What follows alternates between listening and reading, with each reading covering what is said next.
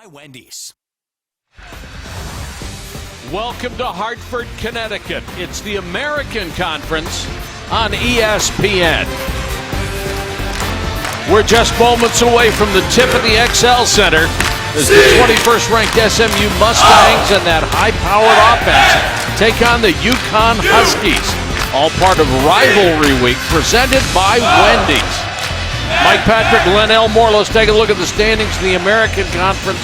For UConn, in a word, this game is critical. Well, they certainly have no room for comfort. The fluidity of the national picture keeps a lot of teams on edge like UConn, and they need to remain in the tournament conversation by winning.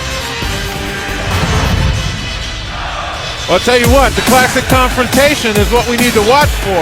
Explosive offense against high-pressure defense. SMU speed, efficiency, and diversity. Averaging almost 80 points a game, their offense is balanced and dominant. And as good as their offense is, UConn's defense is just as much a challenge. Third in the nation in field goal percentage defense, the Huskies have held 19 of 25 opponents under 40% from the field. And you take a look at these numbers right here. This is what it's all about. Something's got to give. Sean Miller, number 32, will jump center against number 23, Jordan Tolbert. SMU, the road team, wearing the home whites tonight.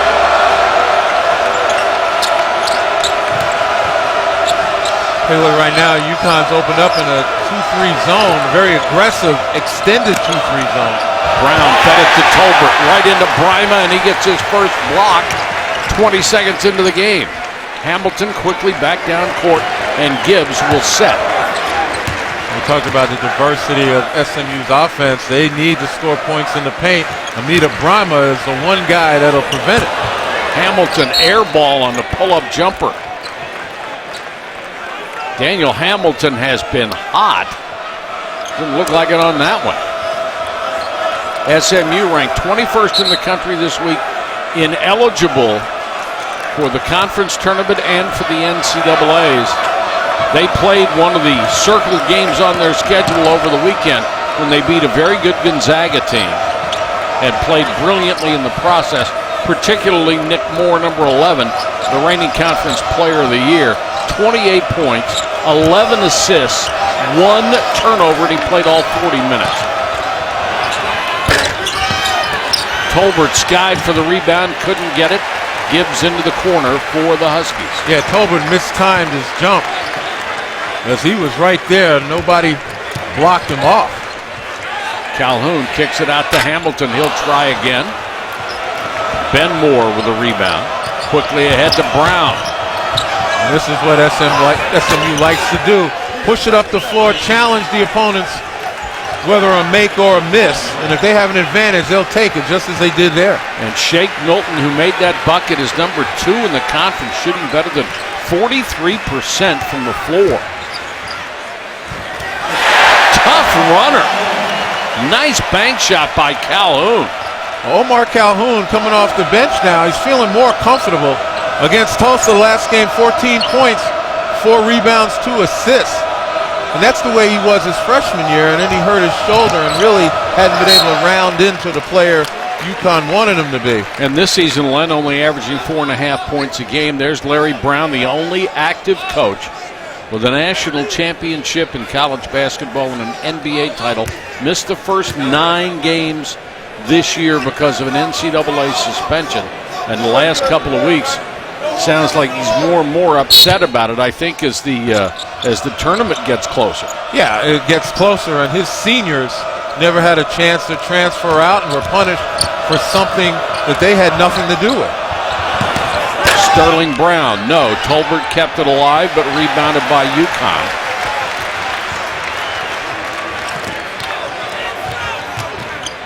Hamilton with a bump, gives it up. And the 3 for Gibbs. The transfer from Seton Hall, who started his college career in Texas. Well, that was all Daniel Hamilton, off the bounce, drawing defenders into the paint to try to keep him away from the rim, and he'll find you if you're open. Hamilton averaging about 5 assists a game, exactly 5 assists a game. Gibbs trying to front Nick Moore and keep him from getting the basketball. And a bad pass that time by Milton.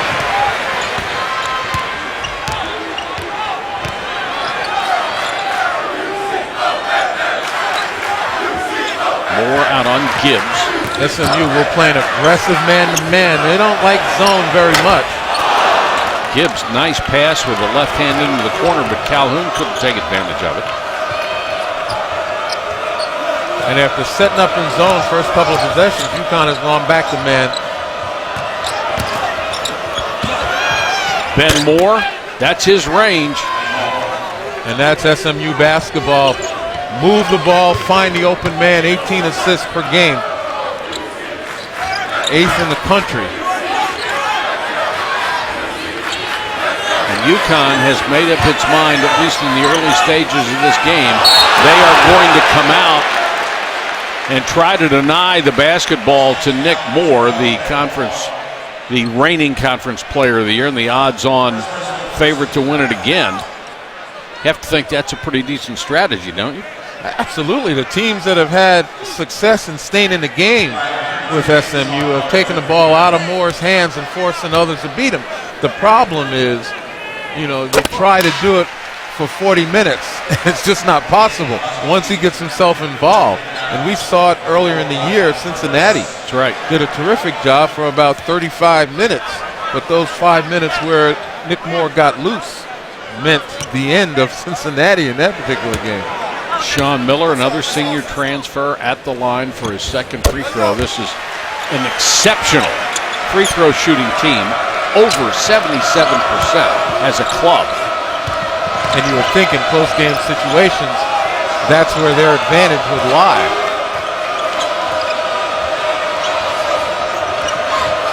Moore isolated on Gibbs. Milton for three. Too strong.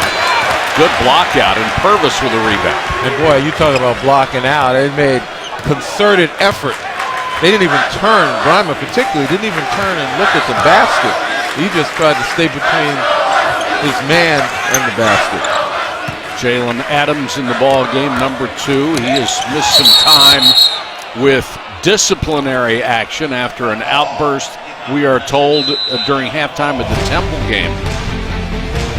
So it's good to see him on the court. That's a jump ball situation and a timeout with 15:37 to go. ESPN's exclusive presentation of college basketball is brought to you by Wendy's, proud sponsor of the 2016 John R. Wooden Award Men's Player of the Year, and Lexus, introducing the all-new Lexus RX and RX Hybrid. Fans don't even think about this kind of thing, but it's part of the grind of college basketball. The season just gets longer and longer. On and off airplanes, on and off buses, going to arenas and hotels for practice and trying to get a little rest. UConn and SMU, really new adversaries. They met 3 times last year. SMU hosted the first of 3 and defeated the Huskies 73-55. UConn returned the favor. Got 24 out of Rodney Purvis and beat the Mustangs 81-73. That set up the championship game here in Hartford, and SMU won it 62-54. That sent them to the NCAA. It sent the Huskies to the NIT, and right now the Huskies trying to avoid that same return. Another jump ball situation. Sean Miller had it blocked twice. And at the beginning of the telecast, we talked about the strengths of both of these teams. SMU's terrific offense and UConn's stifling defense. But guess what? Both of these teams play the other side of the ball real well also. Yeah, Larry Brown very proud every year of the defense of his ball club. And Moore back to Milton. UConn can put points on the board as well. Adams called for the collision on the screen. You don't see that very often. The screener has to be still, and was. Adams, strong young man. Once he felt that screen, he was going to try to fight his way around it and wound up going through it. This is Philip Nolan checking in for Brima. Adams right now on Nick Moore. This is Kennedy in the lane. Over Nolan. And Hamilton got hit in the eye.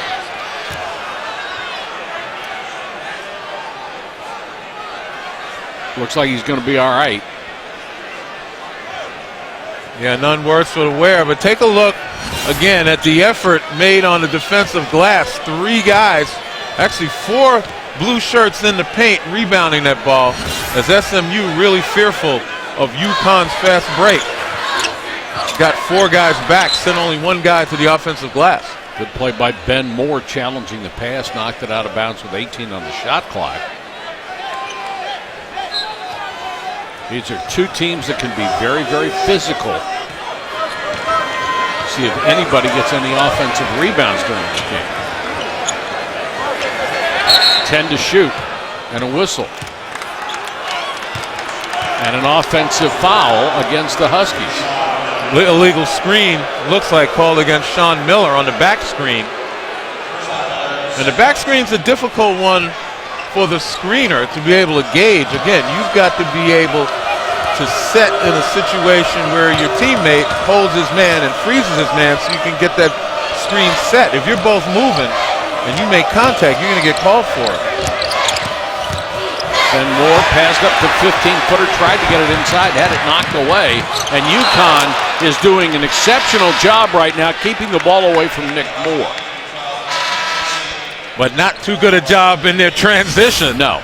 Pretty sloppy here, and this is highly unusual. Daniel Hamilton pretty much sure-handed, a sure passer as well. And that time it just completely got away from him. He's 5th in the conference in assist-to-turnover ratio. He doesn't make that many mistakes. Moore against Adam, got a good screen. Nick Moore pull-up jumper. Now you see why people want to keep the ball out of Nick Moore's hands. He can make a lot out of a little. We're tied at 7. Kenton Facey, number 12, is in for the first time for Kevin Ollie.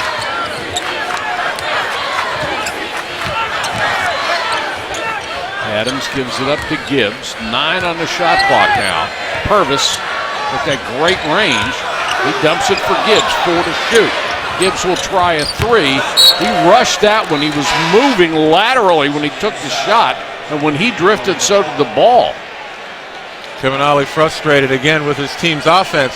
But when you take a look at the personnel out there, you got 3 guards who are capable of creating for themselves and others, but 2 bigs who aren't really offensive threats. And SMU knows that. So when you set screens, etc., you can switch. You can do a lot of things because they're bigs. UConn's bigs aren't going to get involved in the offense very much. Kennedy gives it up to Milton. The head fake frees him for the jumper, and he drains it. Conversely, with SMU, Tolbert as well as Kennedy, you have got to honor them. And that's what I mean by the diversity of SMU's offense. They've got more guys with the ability to put the ball in the basket right now than does UConn. And they are usually very disciplined on offense. Tough off-balance shot by Adams. That'll create a foul, though, for Milton. That's his first. Freshman mistake, but on this play, he didn't necessarily make a mistake. Take a look at the coming off the high screen and then a little pin down and another curl. And just a little ball fakes gets Gibbs to run right by him and plays with a lot more experience on the offensive end. Here defensively, fouling fellow freshman Jalen Adams. Big mistake. Adams, another exceptional free throw shooter. He's over 82% this year. Not a very good perimeter shooter. 5 of 32 from beyond the arc is what Adams shot coming into this game. So fouling him means that maybe Shake Milton wasn't paying attention to the scouting report. Brima is back in. Nolan will sit. Sterling Brown will get a rest for SMU as Tolbert takes the floor along with Jeray Foster. Foster wears number 10. Adams, perfect on 2 free throws. UConn by a point. UConn persists in this pressure And it seems like each possession that they've played it, they've tightened the grip just a little more. That time they almost stole the ball. First time they applied it, it was token. And they just get tighter and tighter. Kennedy down the lane, tosses it back out to Foster.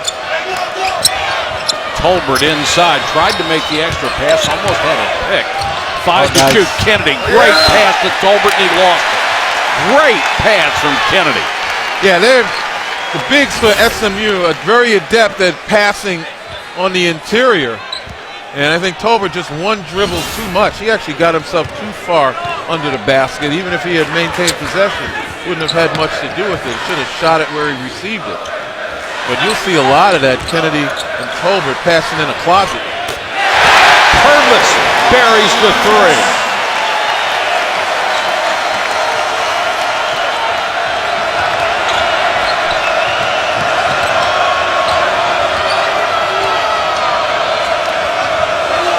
SMU has pretty much given up trying to get the ball a lot to Nick Moore. They are letting Shakes Milton run the offense. Tolbert down the lane into a double team, made it anyway. Boy, what athleticism Jordan Tolbert changed in midair. And you're right, SMU very content to play 4-on-4. If you're going to try to take Nick Moore out, send Nick to the corner, and the other four guys will get the job done. Wide open three won't go. Facey gets it back, reverse, and scores. Nobody blocked out Facey. Two defenders went for the shooter. Kenton Facey, just a nice job coming off the bench. And particularly during the 11 games Amita Brima missed, Facey came off and gave quality minutes. Boy, Sterling Gibbs was mugging Moore, and they're going to call Moore for the foul, pushing off with his free arm. We'll take a look at Joe Lunardi's postseason picture for the American Conference when we come back to the XL Center. UConn with a 15-11 lead over SMU with 11:08 to go in the first half. Mike Patrick, Len Elmore, our entire ESPN crew with you. Welcome to Hartford, Connecticut. Who knows how many teams from this conference are going to get into the NCAAs? You know one thing, SMU isn't. Yeah, that's true, and that creates a void in the conference tournament. But when you talk about the NCAA tournament and the at-large bids, you're talking about UConn, Cincinnati, Temple, and Tulsa. And we talk about fluidity of the situation, and that's true. You can move up and down and not even play. So really, there are instances where the only control that you have, if you're these four teams, is to continue to win. Because the way it looks today can be completely different, topsy-turvy tomorrow. Of course, look at UConn. They play SMU tonight, and then they play Cincinnati Saturday afternoon. Not an easy road. No, it's not, and that's what I mean. You control your destiny by continuing to win. It doesn't mean that if you don't win that you still can't get into the tournament, but now you're dependent upon what so many other teams in the country do. It's always nice on selection day when you know you're in rather than waiting to see your name called. Ball knocked around off the miss by Jalen Adams, but UConn able to put it through. And you got a guy like Brima, that helps. Facey with a steal out of bounds and gets a chest bump from his head coach. And really, UConn doing a nice job on the glass. SMU almost plus 10 in rebound margin. You know, they lead the American in that, and UConn had to really battle them. And Nick Moore, once again, you let him get the ball, he's going to hurt you. Moore with a beautiful runner down the lane, 17-13. And if you're SMU, I think you make a mistake if you don't find a way to get the ball to Moore as many times as possible. Well, the one thing you can't do, though, you can't run out of your offense to try to get it to him when you got other capable guys. Purvis from a half mile out. Tolbert with a rebound. Moore has it in the open court. Kennedy trying to back in against Brima. That's just a losing proposition, isn't it? Yeah, I mean, you've got to turn and face. You've got to get Amita Brima moving. when you're undersized and he's such a good shot blocker, if you're SMU, just a straight post-up is not going to get it. Adams against the double team. And a foul. Got another Super Saturday for you. Two big-time matchups. First in college hoops, Tyler Ulis in Kentucky against Texas A&M in College Station at 6:30 Eastern on ESPN. And in the NBA at 8:30 on ABC, Steph and the Warriors, Staples Center, to battle Chris Paul and the Clippers. They called that an offensive foul on Jalen Adams. That's number 2 on Adams. Saw that picture of Tyler Ulis, and he, as well as Nick Moore in this game, you know, you think about a lot of other guys in college basketball who are under 6 feet. I call them little big men because even though they're under 6 feet, they have a major impact on the game. And, you know, we'll get into some talking about their prospects on the next level a little bit later. Ben Moore blocked by Brima. Bad pass and a turnover and a whistle. This is going to be a foul against SMU. We talked about Amita Brima, who is seemingly everywhere. He does just a terrific job of nosing out from a help side position where the ball is, where the shooter's going to be. And he gets his hands on it, averaging almost 3 blocks per game. And you can't get him up in the air with a head fake. It's just not going to buy it. Well, he does a brilliant job of keeping his feet on the floor until the ball's released. Right. He jumps when the opponent jumps and not before. Baseline jumper rattles home for Sean Miller. Miller, a very steady player for this ball club. The lead has grown to 6. The average is 13.5 points a game. Moore, and he's fouled. All right. Everyone knows what's going to be said right now, but it's got to be said. You foul a jump shooter beyond the arc. You know, that's the cardinal error right there. But Nick Moore, you take a look at what he's meant to his team over the last couple of games. You know, they have really demonstrated that, you know, this is a team that unfortunately not in the NCAA tournament. If they were, though, with all these guys intact, I say they're at least an Elite 8 team. Absolutely. If not a Final Four team. I've said that all along. Their game against Gonzaga, they were sensational. And they did it on both ends. I mean, they definitely, 69-60, they played probably at Gonzaga's pace, but they took Kyle Wilcher out of the game. That was Ben Moore with outstanding defense. Wilcher 2 of 17 from the field. And as you said, offensively, it was all Nick Moore. 6 to shoot. Calhoun with a runner. Got it! Tough shot for Omar Calhoun. He made one like that earlier, almost exactly like that, a flip against the glass. Again, the experienced player, the senior understanding angles. Brown open for 3, swish. Very patient that time. And they find their field goal percentage leader, actually the conference field goal percentage leader in Sterling Brown. 61% from the field, including over 50% from beyond the arc. Now, once the conference season has started, he has become a better shooter. Brima traveled. Brima, usually a guy who knows his game and doesn't get caught in those situations. Omar Calhoun, big lift off the bench, getting the job done for the Huskies. And on the other end, Sterling Brown, his counterpart, he can find the range and knock him down.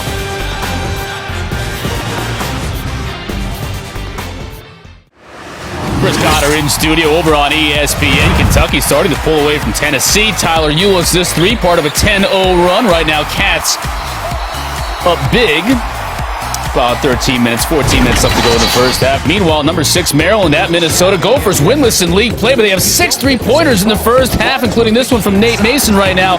They lead the Terps. Mike, Len? Chris Diamond Stone suspended for that game. Chris Cotter and Karen Lawson in the studio. And, of course, Joe Lunardi says 6 SEC teams will make the field this year. The leaders, according to Joe, the ACC, the Big Ten, the Big 12. ACC might have 8 on that number, but for Louisville's self-imposed sanction that is making them ineligible for postseason play. The story of this first half, Nick Moore has only had 3 shots as UConn's defense trying to keep him from getting the ball at all.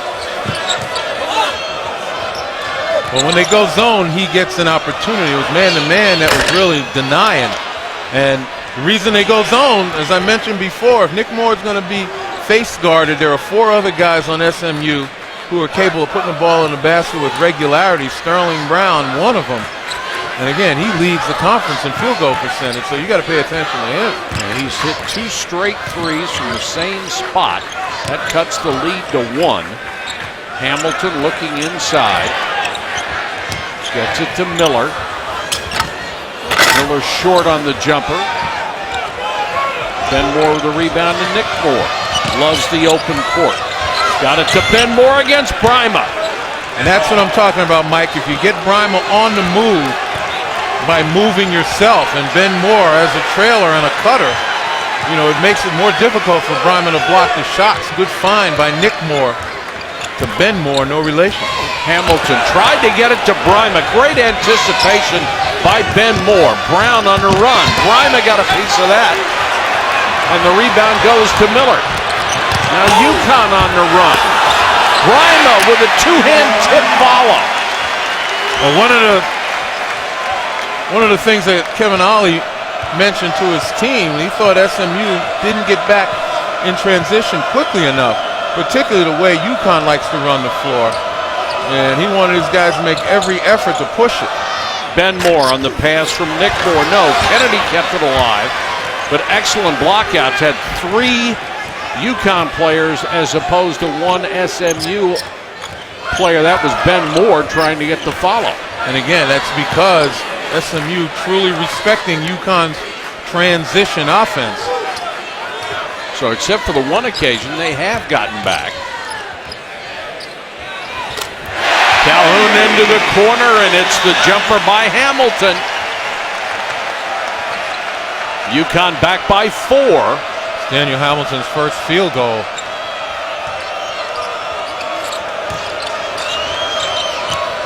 Nick Moore not trying to force anything. Kennedy down the lane, had it knocked away. 11 on the shot clock, out to SMU. We're going to take a look. Just a little bit of a curl, drawing the defenders in, and Sterling Brown has to do a better job understanding that Daniel Hamilton can knock that shot down. Now, I understand that Hamilton has been somewhat of a slump, but of late, he's been deadly enough where you got to honor him. Nick Moore off the inbound, may have rushed it a little bit. Sam Cassell Jr. into the ball game. He's been injured much of the season. One and done as Hamilton misses from the perimeter this time. And you can't fall in love with that 3 if you're UConn. You can get better shots than that. Poor pass by Nick Moore results in a turnover. Hamilton on the run. He is fouled by Sterling Brown. And that's more like it. Daniel Hamilton, again, challenging the defense instead of settling early in the offense and taking a 3.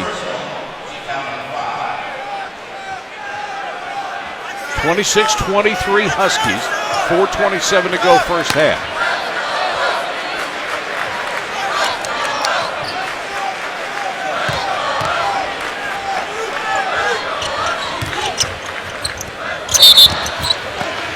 And Sterling Brown picks up a cheap one on the perimeter. That's 2 on him after tonight's Big Ten matchup between Wisconsin and number 8 Michigan State. Sports Center at night. Kevin Connors and Steve Levy. They'll have all the college hoop highlights, the NBA trade deadline deals, and spring training updates. Yahoo! Sports Center at tonight after college hoops on ESPN and streaming live on Watch ESPN and the ESPN app. Looking for a little baseball, are we? Oh, can't wait.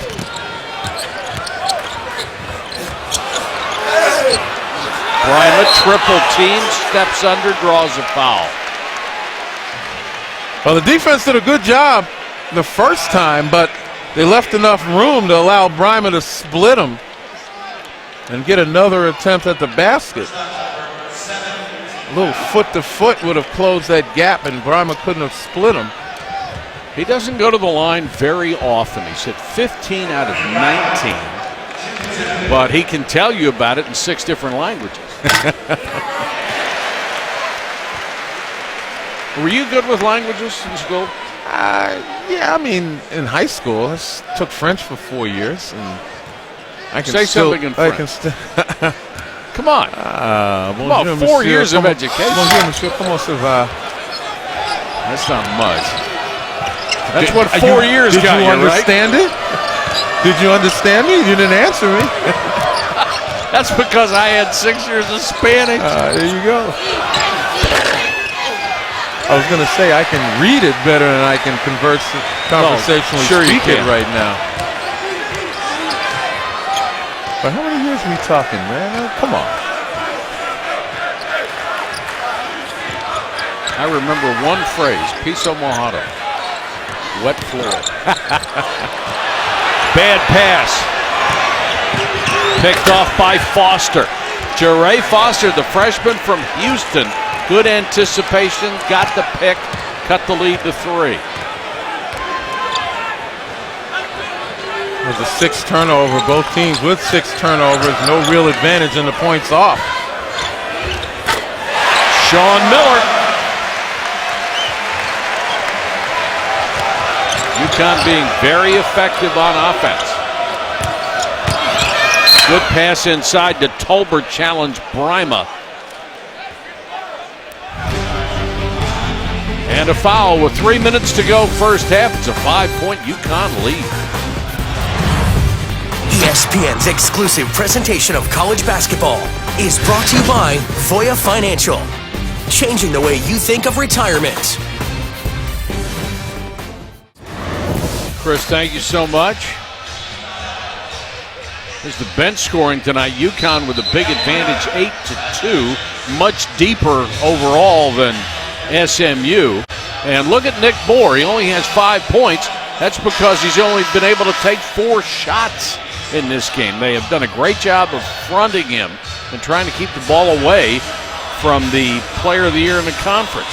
But every once in a while he gets loose, a lot of times because when UConn goes to that zone, it's much harder to keep the ball out of his hands. Tolbert, who has blossomed as a transfer from Texas Tech. You think the NCAA is going to go back and look at this senior transfer rule, or is it working the way they wanted it to? I'm not sure they really anticipated it working the way it has. I don't see a huge problem with it. You know, especially for guys who don't get the chance to play a full 4 years, and that's really what it comes down to. Purvis, good kick to Calhoun, wide open. And we take a look at the personnel out on the floor. Sean Miller really the only inside player for UConn. So SMU fully cognizant of the emphasis on perimeter ball. And speaking of perimeter ball, Jordan. Tolbert with a 17-footer. Leads cut to 2. You know, you think of Tolbert with the alley-oops and the strong power moves down low. Well, he's got some deft touch right there. Hamilton back in. Calhoun again had the shot, didn't want it under pressure. Hamilton, pull up. You gotta, shot clock is at 10 or under. You can't settle for that. Daniel Hamilton's a pretty good player off the bounce. You gotta create for yourself or for others, but you gotta make the defense change. And he knows he made the mistake too. Oh yeah, oh yeah.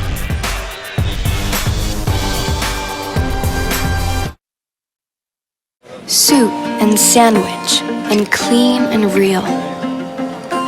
And feeling good. Sort of. And 500 calories or less.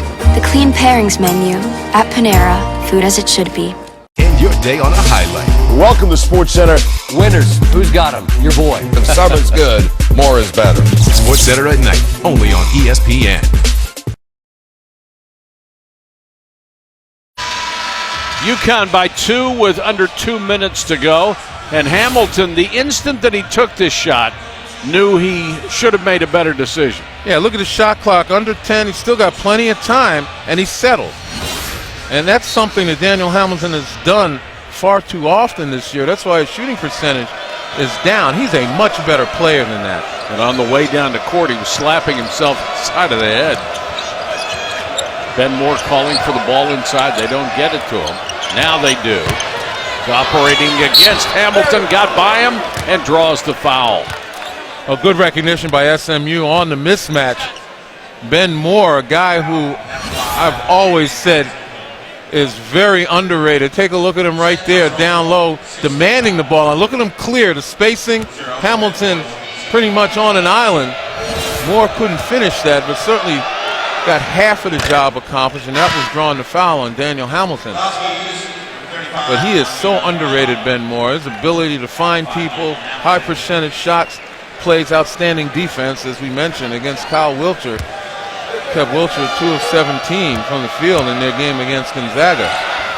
Just doesn't get the kind of recognition Tolbert or I agree. Nick Moore for sure gets.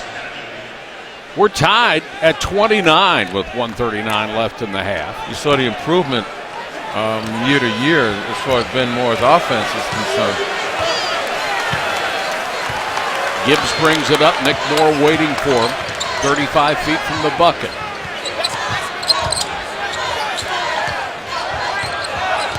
Calhoun's had a lot of playing time tonight. Yeah, he's giving them some senior experience right there. Some quality minutes on offense. 6 to shoot. Brima jump hook. Got it. Nice quick move. Keeping the defender at bay and using his length to get that jump hook.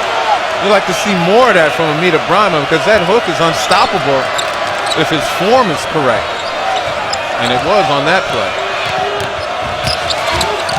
Ben Moore, bodies fly, ball out of bounds to SMU, and Ben Moore wanted the foul, and you can see why. Now take a look right here. Look at Brima, feels him on the turn, and with that extension, there is nothing Marcus Kennedy can do but admire that shot.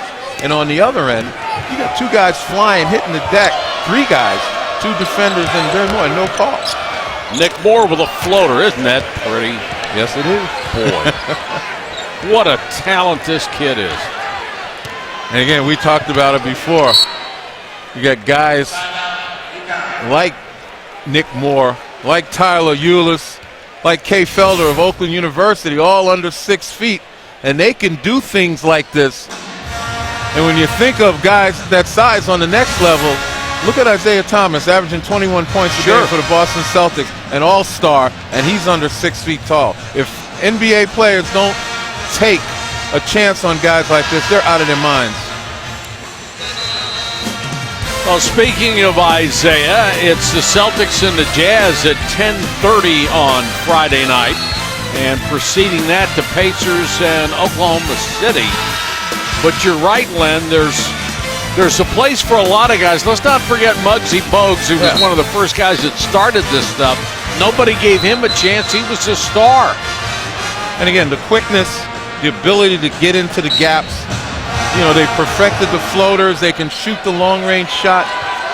They're able to find people. They just present a lot of problems for opposing defenses, and there's certainly room for them. You can measure them in size, but you can't measure that heart. No, they're going to play hard all the time because that's the way they got even to this point. Off-balance jumper by Purvis. The long rebound comes out to UConn. 13 on the clock. And that's been the name of the game, offensive rebound. And UConn getting second chance points where SMU has gotten none. Gibbs with a runner. Calhoun got it off in time and it rimmed out. It looked like it was going to go in twice and it wouldn't fall. It's at the half, and we are tied. UConn and SMU at 31. UConn in second chance points, pitching a shutout. Now we send it to Chris Cotter and Carol Lawson on the Land Rover halftime report after these messages. You're watching ESPN's Rivalry Week, presented by Wendy's. Welcome back to the XL Center in Hartford and the American Conference on ESPN, where UConn and SMU are deadlocked at the half, all part of Rivalry Week, presented by Wendy's. Mike Patrick, Len Elmore, the biggest and the shortest player on the court tonight, leading their teams in scoring. Brima has 7, Nick Moore has 7. Yeah, and we talked about obviously the SMU offense and the UConn defense, but both teams have demonstrated they can do and play on the other side as well. And you take a look at SMU, challenging shots, doing a terrific job of playing the passing lanes as well. You know, and they've been able to hold their own, utilizing their defense. And UConn, usually outstanding on defense, they've been taking advantage of their front line. Amita Brahma's done a nice job in the paint. You know, that jump hook particularly is something they want to rely on going in the second half. And Sean Miller demonstrating his mobility and versatility, ability to knock down shots on the perimeter as well as with his back to the basket. Brima was sorely missed by this ball club with a broken finger. SMU shooting better, but UConn doing a better job with volume. And the bench points, 8-2 in favor of UConn, as you might expect. They have a much deeper bench than the Mustangs. And take a look at the second chance points, 7-0 in UConn's favor. And that's significant because SMU overall plus 10 rebound margin on the season. They're being out-rebounded by UConn. And the thing about it is 8 offensive rebounds. UConn's got 7 points, 7 second chance points. SMU, usually the tougher team, 4 offensive rebounds and no points to show for it. So UConn's pretty much out-toughed SMU on the glass thus far. Sterling Gibbs as we start the second half. SMU staying with their man-to-man, and UConn still want to utilize Sean Miller and his mobility, putting it on the floor, making it tough on Ben Moore. Nice soft touch by Miller. Shake Milton back the other way. They get it inside, and Calhoun commits the foul. And that's the thing about Sterling Brown. He is so versatile. Again, leads the conference in field goal percentage shooting. Not only can he post people up in a mismatch situation, he can step outside and knock down the 3.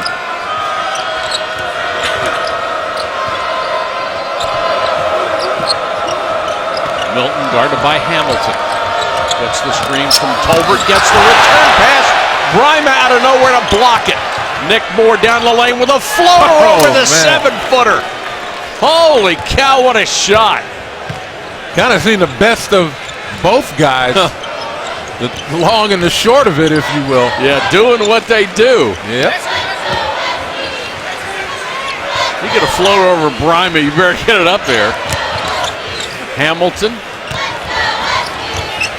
Wide open, passed on the 3. Boy, good defense by Brown. Yeah, never let Hamilton turn the corner. Calhoun open, backs up for the 3. Got it. We told you, boy, Omar Calhoun become the hot hand. 14 points against Tulsa. 4 of 6 threes in that last game. Nick Moore, the soft touch, wouldn't go for him this time. Hamilton on the run. 1 against 5. And draws the foul. That's 3 on Josh Brown, or Sterling Brown, rather. Well, Omar Calhoun, who came into this program with a reputation of being able to score, and the injuries have slowed him down, but he seems to be back, and there, just nice block by Brima on the help. But the floater by the smallest man on the floor gets it over the tallest man's outstretched arms. That's pretty basketball. Yes, it is. Brown will have to sit at the 18:27 mark with his 3rd personal. Hamilton leads the conference in free throw shooting, almost 87%. And he makes it a 5-point lead. And that's why I wonder why he settles so much for jump shots. He's an outstanding free throw shooter, and with freedom of movement, put it on the floor, man. Sure. Make him foul you. Instead of fouling a guy 45 feet from the basket. And that's his 3rd, too. Totally unnecessary to commit that foul. 45 feet from the basket. as important as Daniel Hamilton is. And Kevin Ollie has to get him off the court. I mean, this guy has had a triple-double this year. That's how talented he is. There isn't a thing he can't do. And that's just pressing, trying to do more for your team sometimes. Tolbert into Brima. Offensive foul on Tolbert. Brima's such a good defender. You just can't fake him out. And look at Brima gets down. Look at him get down a little bit. Center of gravity low so he can remain lateral to Tolbert as Tolbert tries to make his move to the basket. All too often you see big guys standing straight up and extending, but they can't move laterally. And that was the footwork and the lateral movement by Brima that helped him draw that offensive foul. And with the rule changes anymore, it's tough to draw those charges. It was never easy, now it's hard. Miller wide open, short on the jumper. And there's a young man who can't fall in love with that three. He's been fairly successful on the perimeter.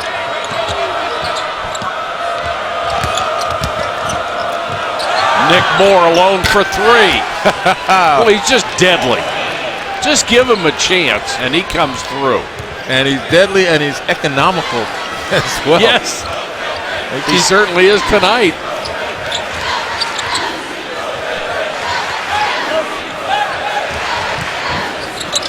Gibbs got the screen, worked into the corner to Calhoun, who's been hot all night.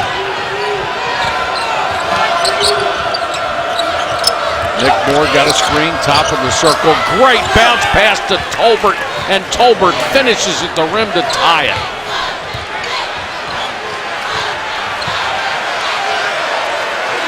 Crowd trying to encourage the Huskies to respond to this run.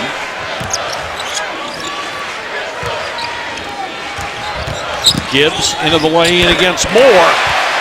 Got away with a little bump, cleared some space for himself. And Gibbs at 6'2", got obviously 3-4 inch advantage over Nick Moore. Did the right thing. Moore trying to return the favor, gets it back out to Ben Moore.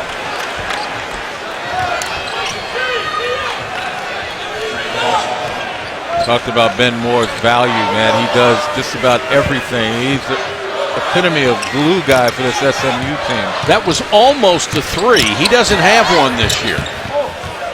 Purvis to Calhoun, now Brima. Little turnaround jump shot. That was one of those shots. Brima hasn't touched the ball in a while. He felt like he had to shoot it.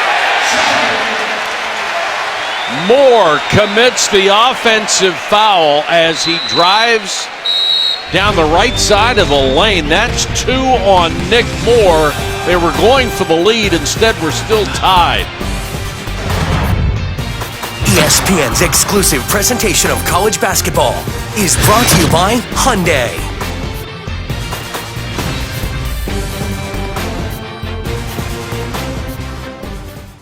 Just as we expected, it's 40-40 with 15:53 to go in the ballgame. We take you inside the play with Len Elmore. Well, if you're going to deny Nick Moore, and here he is right here, he's going to fade to the corner. If you're Rodney Purvis, you've got to stay on him. Purvis drifts inside on the penetration, thinking he's going to help, and he loses sight of Nick Moore, and this is what happens. And take a look at Jordan Tolbert, 23, on that screen and roll.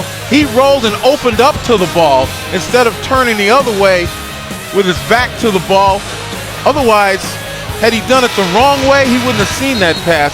But he opens up to the ball on the roll, and he did it the right way. And you take a look at Nick Moore, who UConn's had some success in holding him down. Not tonight.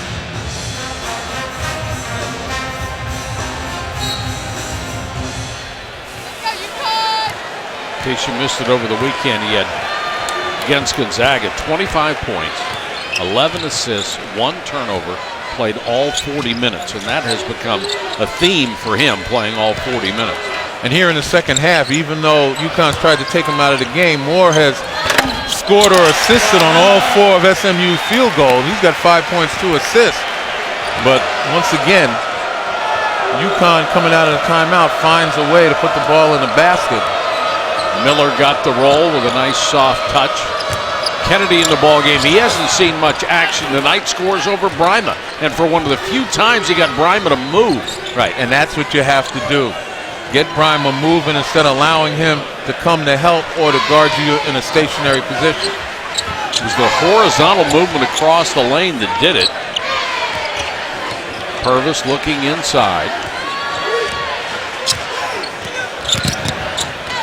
Purvis for three. Kennedy clears the rebound. One-handed rebound.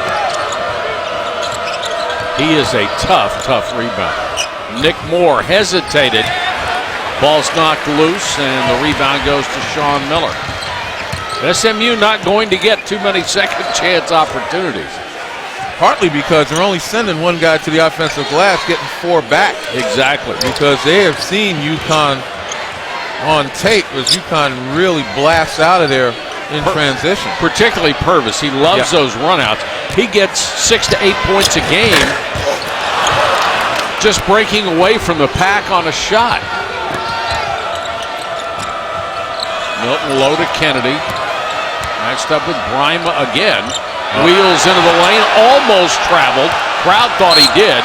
Nick Moore pulls a defender to him and gets a foul. He kept that foot in the air long enough before he got rid of it. Had he come down, had Marcus Kennedy come down with that foot, take a look at the drive right here. You take a look, he had that one step. If he had brought that foot back down, I got a feeling they would have made that call. Non-shooting foul, so SMU inbound, tied at 42. That was within the boundaries of the Euro step. Yes. Kennedy again. This one rolls out, and Bryma with a rebound. Purvis hustling down court, gets bumped. Gibbs overplayed to the right by Moore. Now he switches. Moore's on Facey. And Facey, with Nick Moore on him, is running to the corner instead of to the post. You're almost 7 feet tall. You got a 5'8" guy on you. You can't run away from the basket. Bryma! Basket and the foul.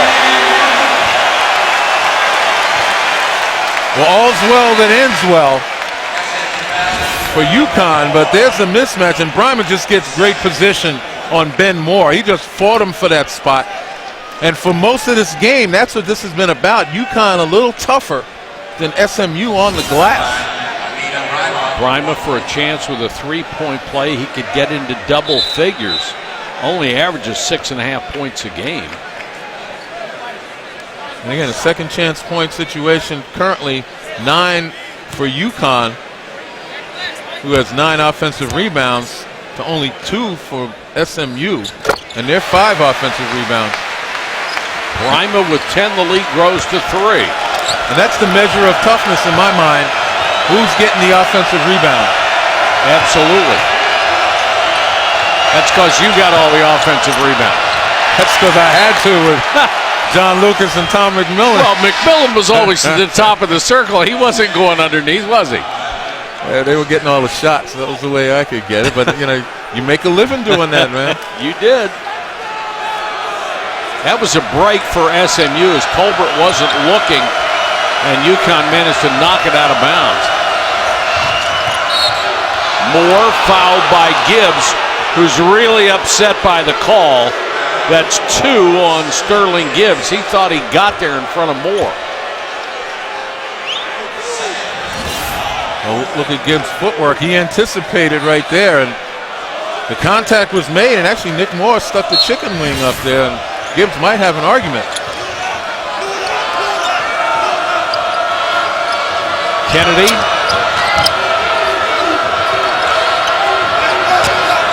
Kennedy again, triple team.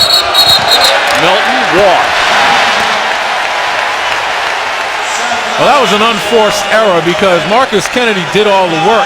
He took the triple team, identified the open man, and all Shake Milton had to do was either raise up and knock down the jumper or put it on the floor without the travel. Only been 15 turnovers the entire game, 9 by SMU, 3 this half. UConn in this half has not turned it over at all. Little youthful exuberance. by Milton, and it cost him. UConn needs this game badly. They come in 8-4 in the conference. They've got to go to Cincinnati on Saturday, which is another team that needs it badly. Yes, they do. do. Going back to the precarious nature of the tournament selection and the projections. And SMU wants it because this is their only goal, to win the regular season championship. Foul on Marcus Kennedy, his first. Once the dream of undefeated season went down the tubes, they're still playing for that regular season championship because they can't go any further. Plus, in talking to Larry Brown today, he also wanted to instill the pride in his program. A program that he wants to approach the reputation of a UConn, the Gonzaga, that kind of excellent, Michigan and some of the others in their historical context. Sure.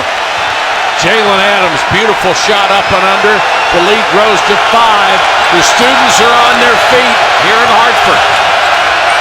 More to Kennedy, triple team, rejected by Facey, and that's out of bounds to SMU. You can see Adams. Adams is going to get into trouble sometimes because he wears his heart on his sleeve and reacts to everything. Well, Jeray Foster blocked him off. That's saved. Kennedy, clank.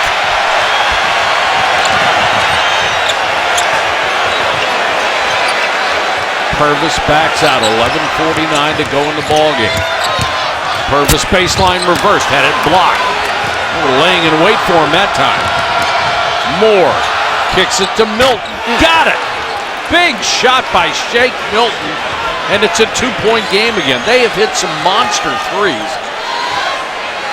There's just no back down in this SMU team, a team kind of ill-fated destiny. Runner that time by Adams, rolled across the rim. Adams after Moore and commits the personal. Silly foul by Jalen Adams. That's his third. He had little or no chance to get that ball away from Nick Moore. 11:16 to go in the game. UConn by 2. Huskies by 2 with 11:16 to go in the ball game. What is trending in college basketball? Well, you don't want to be in the top 5, do you? Not necessarily, although it's all recycled. Villanova, obviously big game against Temple. Big 5 rivalry, they win, but when you take a look at number 3, 4, and 5, Oklahoma, Iowa, and North Carolina, they all lose. And the one particularly galling is North Carolina's loss to Duke, and give Duke all the credit in the world for a gutsy performance coming back. But Carolina up 8 with about 6 minutes left, and they just pretty much kept driving and driving instead of making Duke come out and guard them. Yep. Made a lot of mistakes. Duke capitalized as they should and came out with the win. I know Roy Williams would love to have that game back, particularly that last possession. It seemed like Carolina was all discombobulated. Marcus Page didn't even touch the ball. Bryce Johnson was absolutely brilliant in that game. A runner by Sterling Brown, and it's tied again at 47. Talk about coming out of a huddle with a set play that's going to pay off. And Larry Brown, nice job with the call, and his team, excellent job with the execution.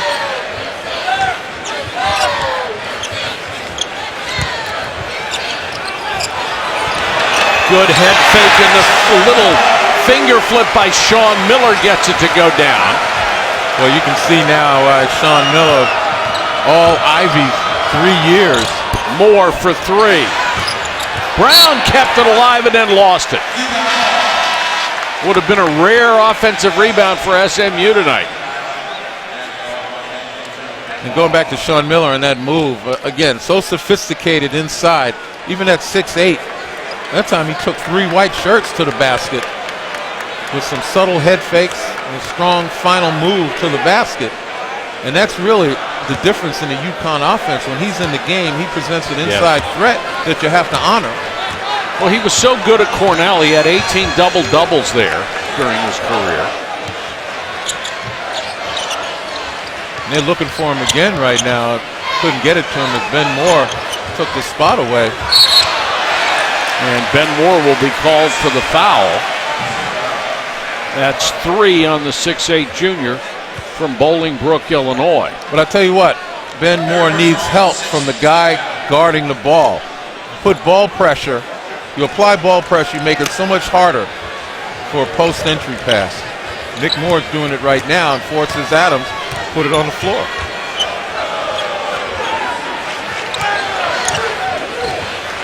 Under 10 minutes to go.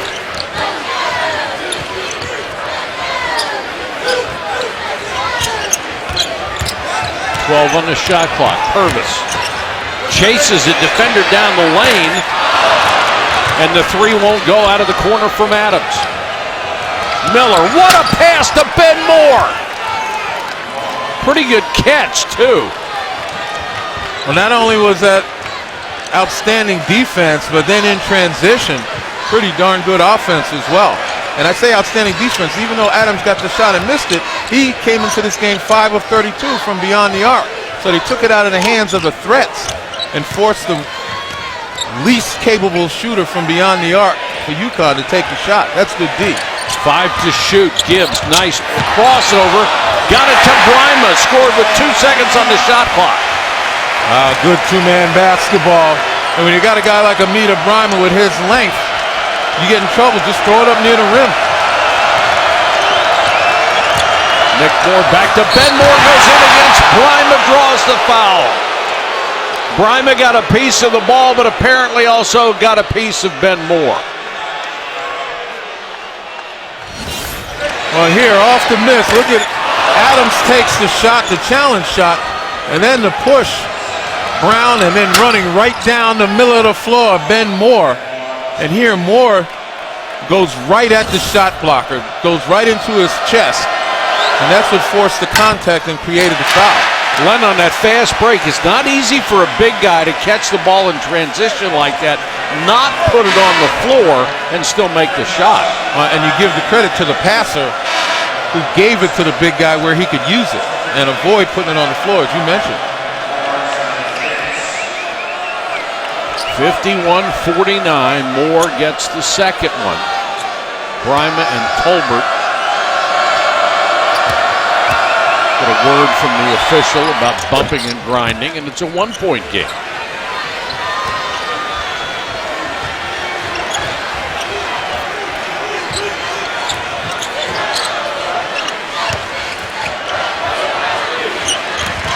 Hamilton had it knocked away, almost stolen by Brown. There's heads right there, hard heads by Tolbert. And good recovery to take Brima out of the play. Adams into the lane, scooped it up and in. And again, stayed with his right hand, and it got him 2 points. He was able to go to his strength to drive, and look at Ben Moore. Boy, Ben Moore has been outstanding from the perimeter tonight, something you don't expect to see. He has 13 points and 8 boards tonight. Yeah, but he is, like I mentioned, the glue. He's been hot of late in this game. But overall, the last couple of games, only averaged 7 points a game over the last 3. Hamilton off balance. I think it's going to be a foul on Tolbert, and it is. That's 3 on Tolbert. Several SMU players with 3. Well, Connecticut playing to their strengths, and Jalen Adams, he's not a three-point shooter. He can beat you off the bounce. And then Ben Moore, the glue guy, underrated. You better find him.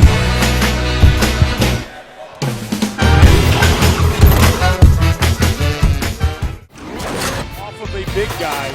The big guy. And it is Walton's world. We're just living in it.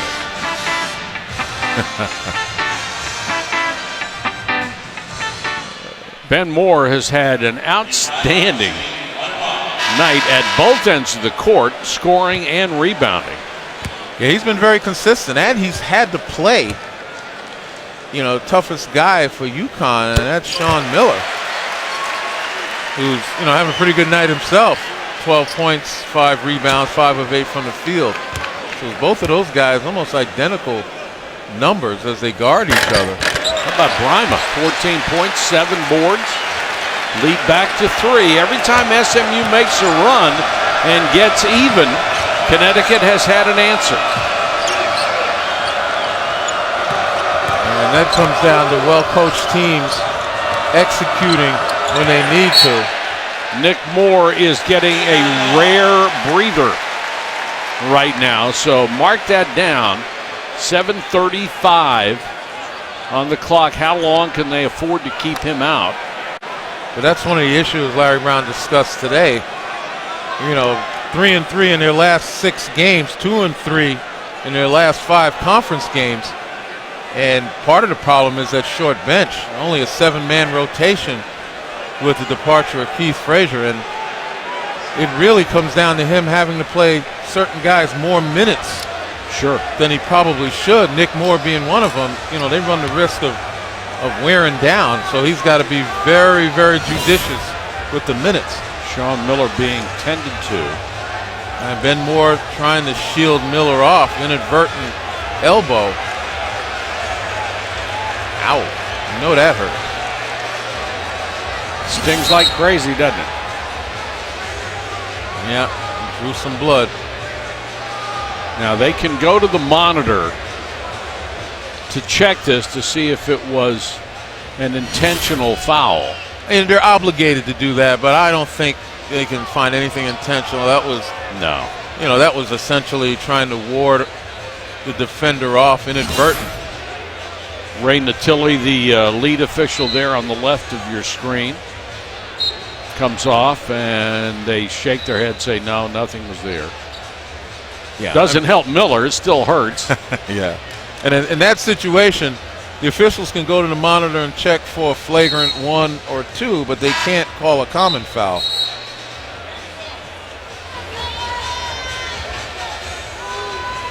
Which, if they had called it right there when it happened, might have been legitimate. But again, as I mentioned, it definitely wasn't intentional. Right. And it was a play, a common basketball play, so certainly wasn't, quote, excessive. Adams, very confident freshman.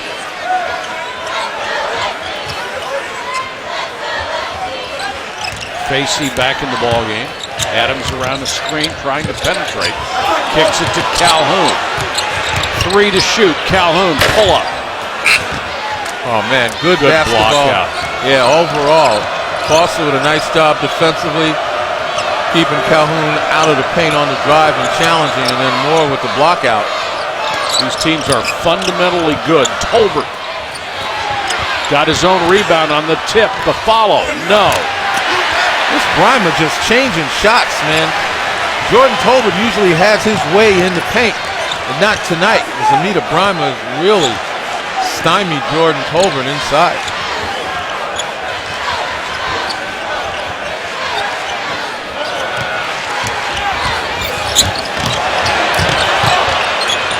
Good head fake. Oh, that's much better. Results in the easy bucket for Daniel Hamilton. The lead grows to 5. Remember, I referenced Hamilton settling for threes instead of challenging the defense. That was a much better job. Nick Moore waiting at the scorer's table to come back in.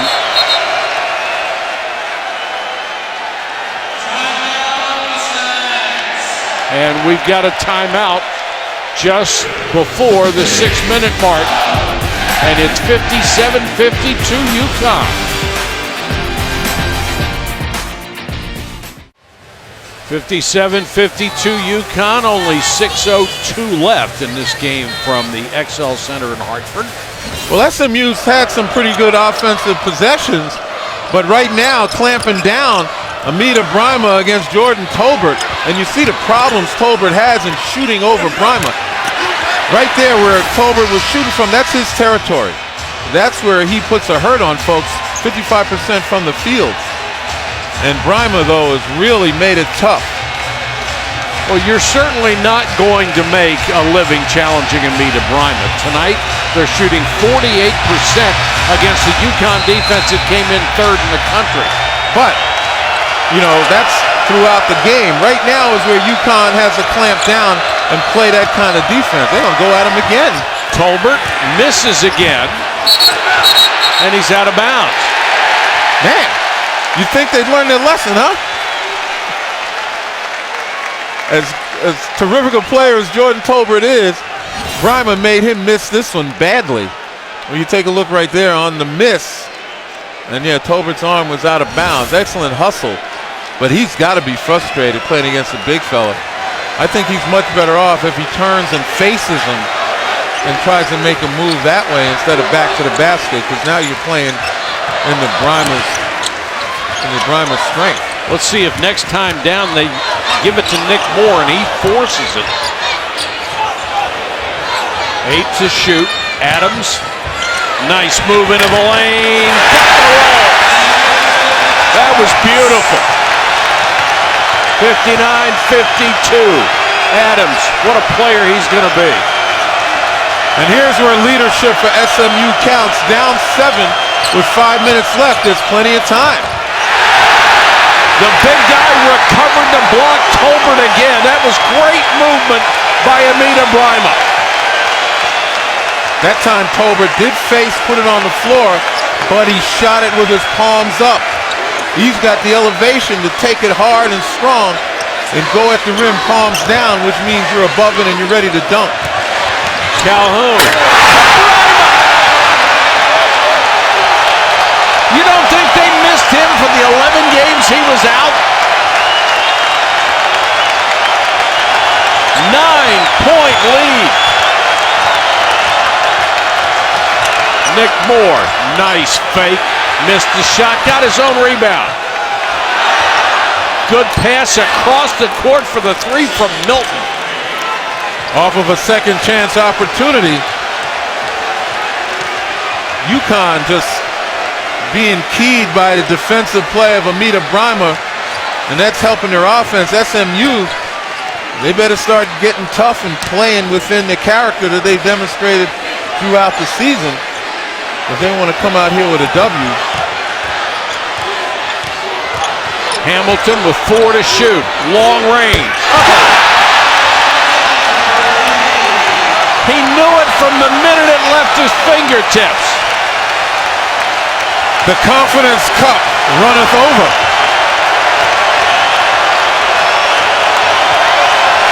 They're on their feet at the XL Center. Milton gets a screen. Turnabout fair play. The lob to Tolbert.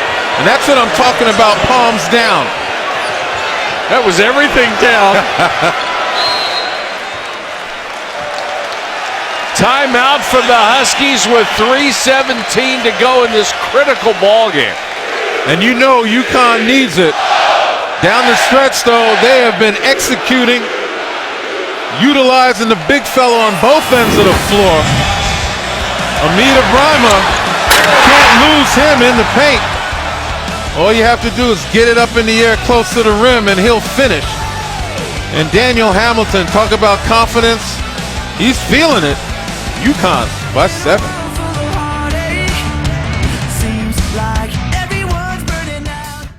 ESPN's exclusive presentation of college basketball is brought to you by Wendy's, proud sponsor of the 2016 John R. Wooden Award Men's Player of the Year, and Cintas, getting you ready for the workday. 64-57, UConn on top, only 3:17 left. Let's take a look at tonight's Reese's perfect play.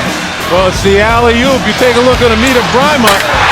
As soon as Jordan Tolbert stepped up to help on Omar Calhoun, Bryma sneaks behind the defense. Tolbert's got to put a body on Bryma before going to the help to kind of freeze him. Amita Bryma tonight, 16 points, 8 rebounds, 4 blocked shots, and he's altered so many others. Yeah, he's been key down the stretch here. The other key is Nick Moore in the last 7 minutes and 8 seconds has only had 1 field goal attempt. Miller slashes into the lane, lost it again, but it's out of bounds to UConn with 7 on the shot clock. And even though Nick Moore has 6 assists, it's his offense that's sorely needed by SMU right now. And UConn's done a nice job of, once again, taking him out of the offense, taking the ball out of his hands. SMU needs stops at this point.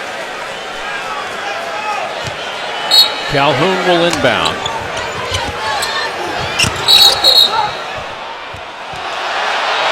And a travel call against Connecticut. Well, UConn has gone to that well, Sean Miller, often enough. And that time came up dry. Miller is the first turnover, Len, that UConn has made in this half. And Miller 5 of 8 from the field, so it was a good decision to go to him. Moore gives it up to Milton, now Kennedy. Moore in the lane, but Brown with a runner. The follow by Ben Moore, can't hit it. And the offensive opportunities that SMU has had, they have not been able to convert. Kevin Ollie not really happy. He said, yeah, I disagree with you, way to go. He's always been encouraging his team and the officials. That's how you get the most out of them. I guess so. And you get the best out of them as well. Harsh words and then a pat on the rump. Nice defense there by Sterling Gibbs, taking the back door away as Nick Moore really struggling to get the ball. Milton Bryma is there again. Didn't block it, but certainly altered it.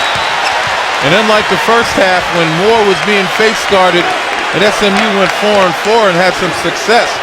Right now, they've come up dry on several possessions of Sterling Gibbs, once again denying Nick Moore, and SMU having to play without him. UConn just trying to milk the clock as much as it can. Hamilton. I'm not getting it, man. Not that early in the offense. Still time left. Nick Moore goes baseline, gets to Kennedy.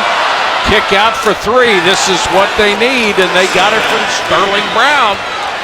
That was a good pass by Marcus Kennedy, but Marcus Kennedy never looked at the basket. Why? Because he's being guarded by Amita Bryma. SMU has hit 7 of 11 three-point shots. That's why they're still alive in this game.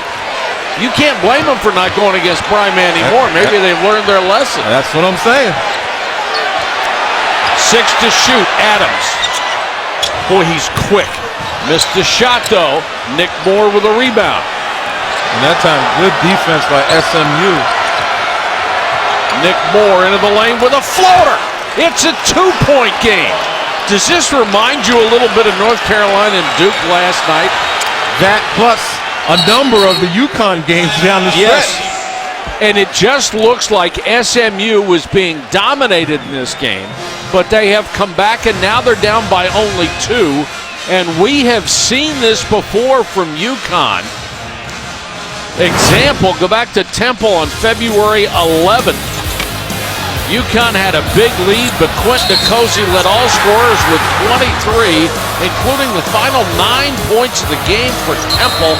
Rodney Purvis with the travel outside, and then Jalen Adams throws the ball away and sealed the win, 63-58, a bitter pill to swallow. And there have been others. Tulsa, they blew a lead, lost by 9. Cincinnati dominated them in the closing seconds. And they won a couple of games where they almost blew the lead. So they got to be a little nervous right now. Yeah, I mean, they've had a lot of difficulty in sealing the deal. And you open the door just even a little bit, a smidgen, and SMU is the kind of team that can break the door down. And they're threatening to do that right now. I've said all year SMU plays its best in crunch time. And that's where we are right now with 1:04 to go. Remember, UConn led this game by 9 with 4:45 left. Miller trying to get away from Ben Moore. This is Hamilton. Leans in. Got it!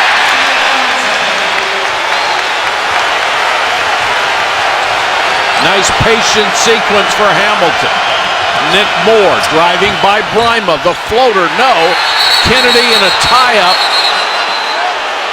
Neither guy was going to let the ball go. The possession arrow will give it back to SMU on the tie-up. That's a break for the Mustangs. And once again, Amita Bryma making a difference on Nick Moore's drive. think he got just enough of it right before it hit the glass, if he got any of it. He certainly changed his shot, no question. And a timeout called by SMU with 40.8 seconds to go. It is a two-possession game.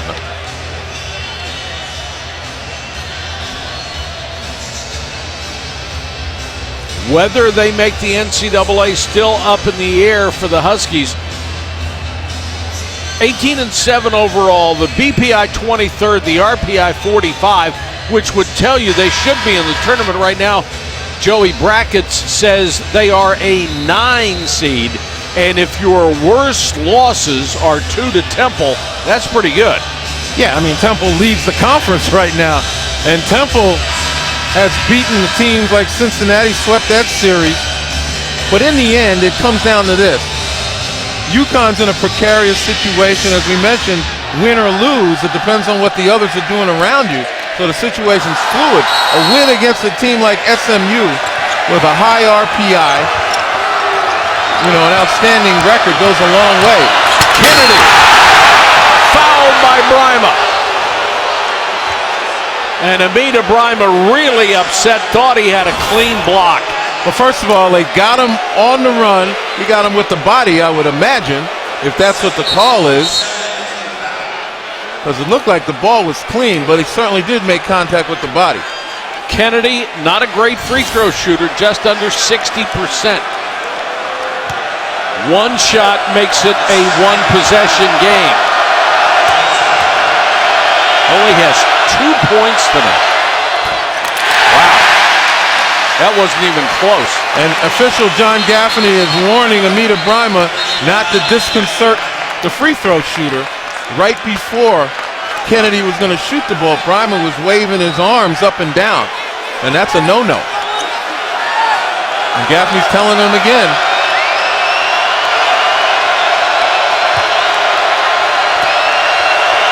Huge free throw now for Kennedy.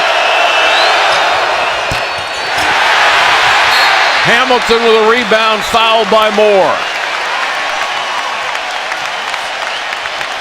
Got another Super Saturday for you. 2 big-time matchups. First, Kentucky and Texas A&M in College Station at 6:30 Eastern on ESPN. Then we go to the NBA at 8:30 on ABC. Steph and the Warriors at the Staples Center to battle Chris Paul and the Clippers.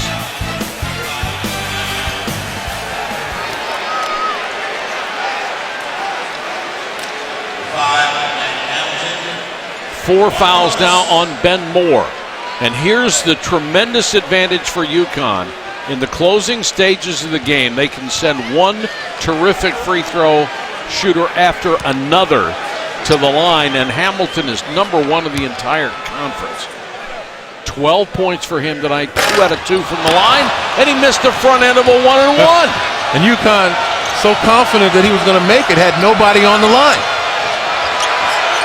Nick Moore trying to go by Hamilton with the floater. No. Ben Moore kept it alive. Kicks it outside the 3. No. And the foul on Ben Moore. He's gone. And I think so are SMU's chances. Man, I don't understand the quick 2 instead of kicking it back outside. The quick 2, and then they can extend the game. Take a look. Nick Moore shoots it up. Now watch the rebound right there by Moore. Go back up. You can draw a foul and still put it back in instead of kicking it back outside. I mean, obviously, it's easy to second guess, but in a situation like that, knowing the time, you get that quick 2, potential of foul because Sean Miller out of position. Ben Moore is gone with 13 points, 12 boards. You make that quick 2, it's a one-possession ball game. And then if you got a foul, you play this game again. And you can foul somebody other than Daniel Hamilton. You can put this in the bank that Hamilton will make the next 2 free throws after he missed one. Well, the last possession, there was nobody for UConn on the line. They were so confident he was going to make it, and he missed. Omar Calhoun there now.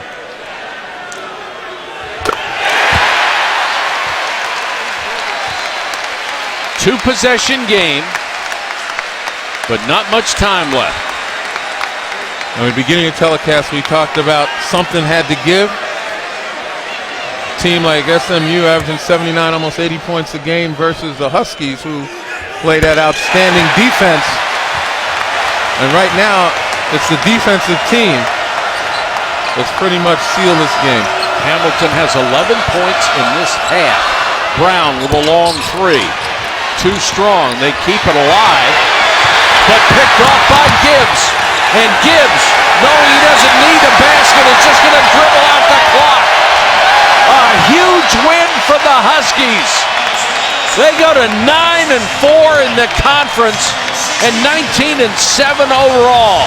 And Kevin Ollie, who had seen his team falter down the stretch on other nights, saw them stand tall in this one, didn't he, Len? And they did it with the defense. You know, they got timely scoring, but Amita Brima, particularly down the stretch, was the rim protector that you would expect as he took Jordan Tolbert away from the game. And then the perimeter defense, particularly Sterling Gibbs, for the most part took Nick Moore out of the game. So it was the defense that won the game for the Connecticut Huskies, without a doubt. Amita Brima, just an exceptional night. 16 points, only 2 points off his season high, 8 rebounds, 5 block shots. He was just absolutely terrific. And we're waiting on Kevin Ollie, the head coach of Connecticut, and here he is. They're going to put a headset on him. And just a must-have win for Kevin Ollie. Coach, come on in and have a seat, please. Fancy seeing you here. Thank you for taking the time to do this.